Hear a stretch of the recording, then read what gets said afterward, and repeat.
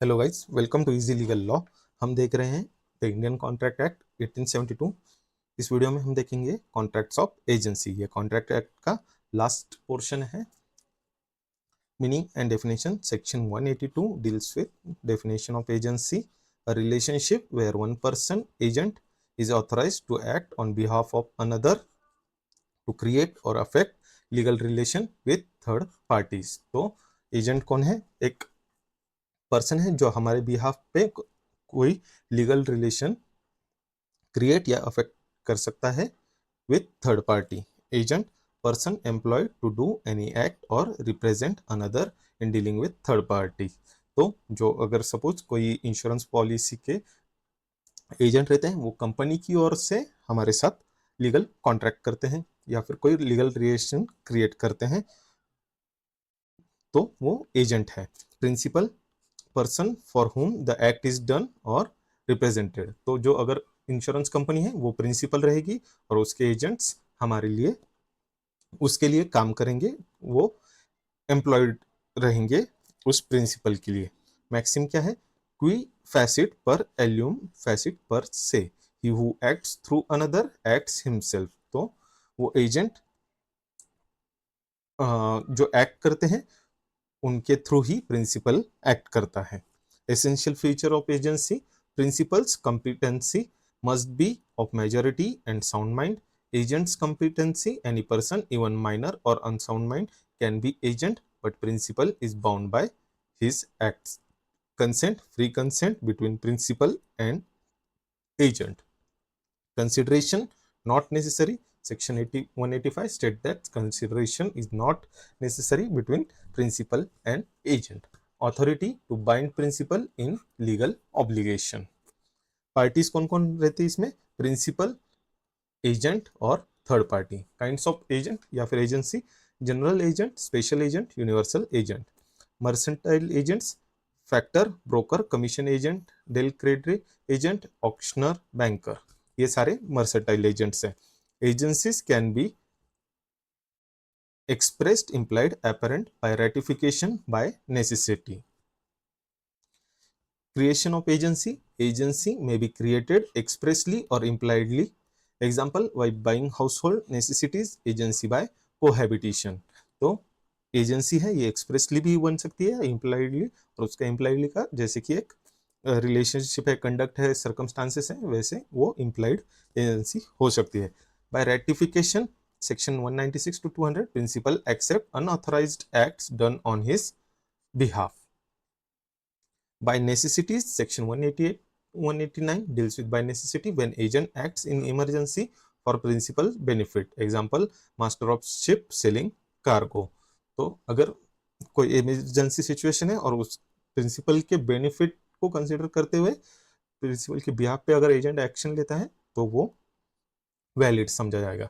Bye law, certain relationships impose agency duties. Example, partner under partnership. Distinction between agent versus servant versus independent contractor. तो इनमें जो difference है वो देखेंगे। An agent is a person employed to establish contractual relation between the principal and third parties and acts on behalf of the principal so as to bind the principal directly in law। Example, commission agent concluding sales। तो यहाँ पे purpose क्या है? Principal की behalf पे काम करना, employed है, और थर्ड पार्टी के साथ जो लीगल रिलेशन है वो क्रिएट करना और प्रिंसिपल को लॉ से बाइंड करना। सर्वेंट क्या है? In one who works under the direct control and supervision of the employer and the employer is liable for the servant's acts done in the course of employment under the doctrine of respondent superior। तो servant यानी employ, यहाँ पे उसका purpose रहता है कि उसको अपने जो मास्टर है या फिर जो एम्प्लॉयर है उसको सर्व करना, और उसके डायरेक्ट कंट्रोल और सुपरविजन में ये काम करता है। और यहाँ पे अगर सर्वेंट की कोई गलती होती है या फिर लाइबिलिटी रहती है तो वो एम्प्लॉयर भी लाइबल रहेगा। Example, a driver employed by company. अगर उस ड्राइवर से अगर कोई एक्सीडेंट वगैरह होता है तो वो कंपनी की लाइबिलिटी कंसिडर की जाएगी। An independent contractor however undertakes to do a job for another but it is not subject to detailed control or supervision in the manner of doing work। only result is important, and generally the employer is not liable for the contractor's wrongful acts. Example, hiring a builder to construct a house. तो contractor, अगर हम किसी contractor को higher करते हैं और अगर वो ठीक से काम नहीं करता है और उस कुछ मिस्टेक होता है, then in that case that contractor is liable and not the person who hires him. Thus, while agent creates legal relation, servant works under close control, and an independent contractor works independently without binding the employer directly in contract. Agent's authority, scope and extent, section 186 to 189.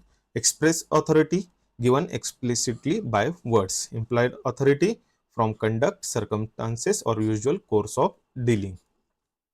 Apparent or ostensible authority, when principal's conduct makes third party believe authority exists.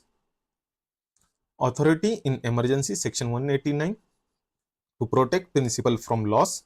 Restriction क्या है? Can not bind principal beyond authority unless principal रेटिफाइज. तो जितनी principal की authority है उतना ही, और अगर उस जितनी अथॉरिटी प्रिंसिपल ने उसको प्रोवाइड की है उतने तक ही वो बाइंड कर सकता है, और अगर उससे ज़्यादा अथॉरिटी चाहिए तो प्रिंसिपल ने उसको रेटिफाई परमिशन दी होनी चाहिए. Delegation of authority, general rule, डेलीगेटर्स non पोटेस्ट डेलीग्रा, agent can not delegate.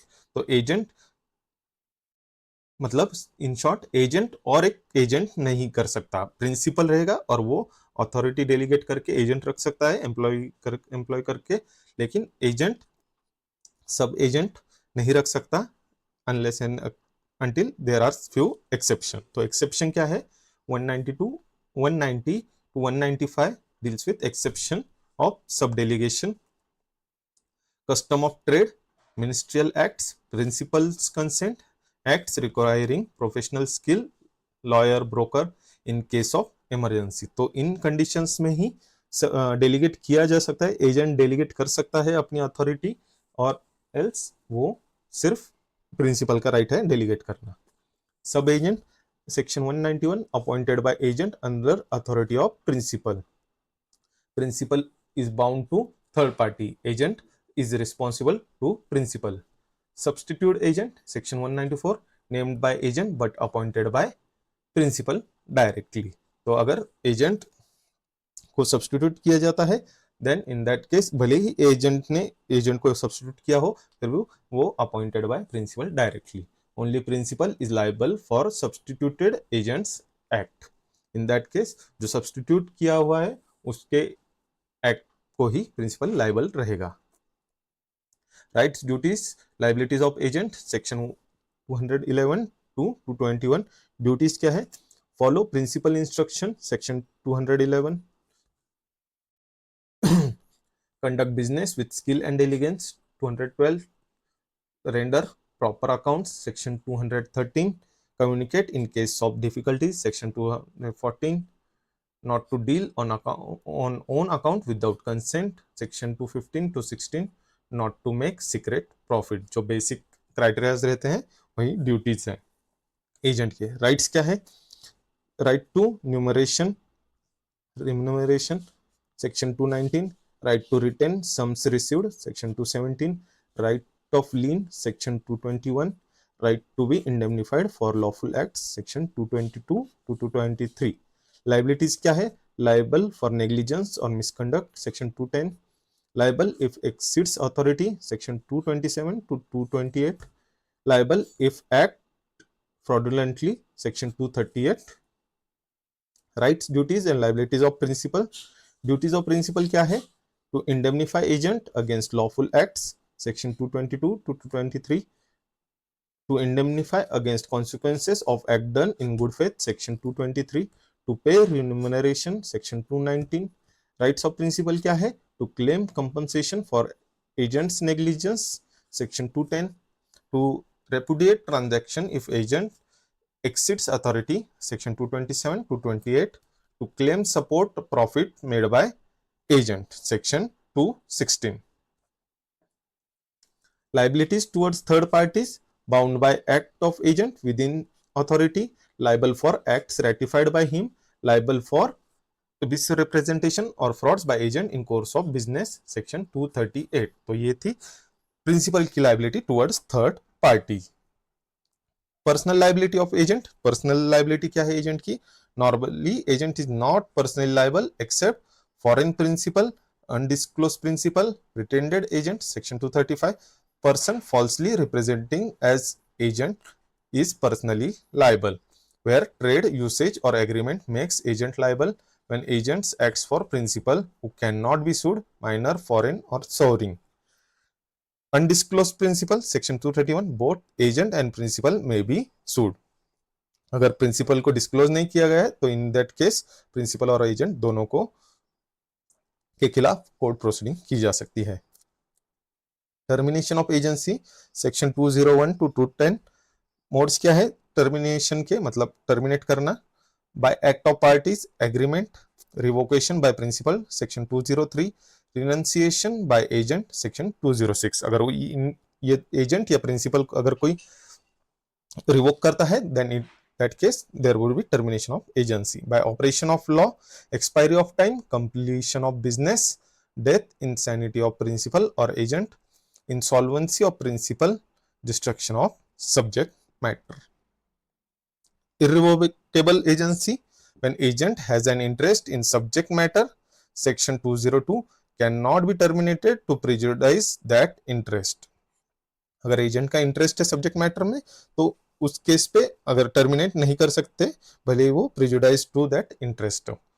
Effect of termination section 208 to 10, effective when it becomes known to agent, जब एजेंट को नॉलेज होता है टर्मिनेशन का तब से वो इफेक्टिव होता है। For third parties only when termination becomes known to them, acts done before knowledge of termination are binding.